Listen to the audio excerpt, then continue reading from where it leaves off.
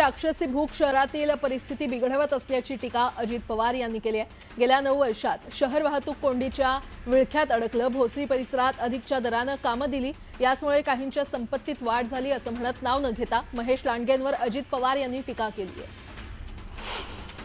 उद्धव ठाकरेंनी कार्यकर्त्यांना मार्गदर्शन केलं, मुघलांबरोबर लढाई झाली तशी मुंबई पालिकेची निवडणूक लढायची। सूर्याजी पिसाळवर आजही गद्दारीचा टिळा आहे। सूर्याजी पिसाळ जसा 400 वर्ष लक्षात राहिला तसे मिंधे लक्षात राहतील असं म्हणत ठाकरेंनी एकनाथ शिंदेंवर निशाणा साधला। मुंबई महापालिका निवडणुकीच्या पार्श्वभूमीवर ठाकरे बंधूंकडून मुंबईसाठी विजन जाहीर करण्यात आलेला आहे। आमदार आदित्य ठाकरे आणि मनसेचे नेते अमित ठाकरे यांनी जाहीरनाम्याची घोषणा केली। लाडकी बहीण योजनेच्या पार्श्वभूमीवर मुंबईतील घरकाम करणाऱ्या महिलांना 1500 रुपये स्वाभिमान निधी देण्याची घोषणा करण्यात आली आहे।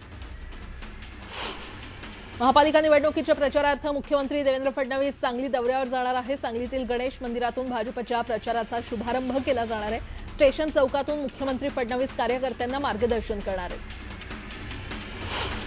पनवेलमध्ये भाजपचे 6 उमेदवार बिनविरोध निवडून आलेत, तर एका भाजपच्या उमेदवाराने अर्ज मागे घेतलाय। भाजप उमेदवार स्नेहा शेंडे यांनी प्रभाग क्रमांक 18 क मधून माघार घेतली आहे। मालेगावमध्ये बंडखोरी रोखण्यात भाजपला अपयश आलं। प्रभाग क्रमांक 10 ड मधून निष्ठावंत नितीन फोंपळे यांनी बंडखोरी करत उमेदवारी कायम ठेवली आहे। यामुळे भाजपचे अधिकृत उमेदवार सुनील गायकवाड यांना फटका बसणार आहे। नवी मुंबईत स्वबळावर लढणारी निवडणूक भाजप कार्यकर्त्यांसाठी प्रतिष्ठेची बनलेली आहे। आजपर्यंत केलेल्या कामाचं दर्शन घडवण्याची संधी आहे। संधी सोन्याची करा, पूर्ण ताकदीनं क्षमतेनं निवडणूक डोक्यावर घेऊन लढा असा कानमंत्र भाजप प्रदेशाध्यक्ष रवींद्र चव्हाण यांनी कार्यकर्त्यांना दिलाय। खोतकरांनी विकासाच्या नावावर हवेत बढाया मारू नयेत। विकास कामांचे पुरावे दाखवून खोतकरांनी बाप दाखवावा, अन्यथा श्राद्ध घालावं अशी टीका माजी आमदार कैलास गोरंट्याल यांनी केली आहे। भाजप भ्रष्टाचाराच्या पैशातून महाविकास आघाडीचे उमेदवार खरेदी करतायत असा आरोप शेकापचे माजी आमदार बाळाराम पाटील यांनी केलाय। भाजप आमदार प्रशांत ठाकूर यांच्यावर त्यांनी निशाणा साधला। अहिल्यानगर महानगरपालिकेत राष्ट्रवादीचे 2 तर भाजपचे 4 उमेदवार बिनविरोध निवडून आलेत। भाजप आणि राष्ट्रवादीची राज्यातील युती आणि सरकारनं केलेली विकास कामं यामुळेच हा विजय शक्य झाल्याचा दावा आमदार संग्राम जगताप यांनी केला। कल्याण डोंबिवलीमध्ये शिवसेना भाजपची युती झालेली असताना प्रभाग क्रमांक 29 मधून भाजप आणि शिवसेना एकमेकांच्या विरोधात लढतायत, त्यामुळे युती धर्म पाळला न गेल्याचं बोललं जातंय। सांगलीमध्ये शिवप्रतिष्ठानचे उमेदवार राहुल बोळाज यांनी उमेदवारी अर्ज मागे घेतला। मुख्यमंत्री देवेंद्र फडणवीसांनी संभाजी भिडेंची मनधरणी केल्यानंतर हा अर्ज मागे घेण्यात आला। धुळे महानगरपालिकेच्या निवडणुकीत भाजपचे प्रभाग क्रमांक 17 अ मधील उमेदवार अमोल मासुळे यांची बिनविरोध निवड झाली आहे। अमोल मासुळे तिसऱ्यांदा महापालिकेवर निवडून गेलेत। या बिनविरोध निवडीनंतर अमोल मासुळेंचा सत्कार करण्यात आला।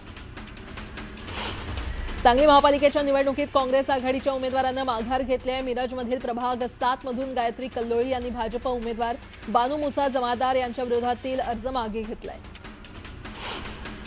जळगाव महानगरपालिकेमध्ये भाजप आणि शिवसेनेच्या प्रत्येकी 6 जागा बिनविरोध निवडून आलेल्या आहेत। जळगाव महापालिकेत 75 पैकी महायुतीच्या 12 जागा बिनविरोध झाल्यात। या विजयानंतर महायुतीच्या कार्यकर्त्यांनी जल्लोष केला। पुण्यात भाजपचे 2 उमेदवार बिनविरोध विजयी झालेत। प्रभाग क्रमांक 35 ड मधून श्रीकांत जगताप यांची बिनविरोध निवड झाली आहे।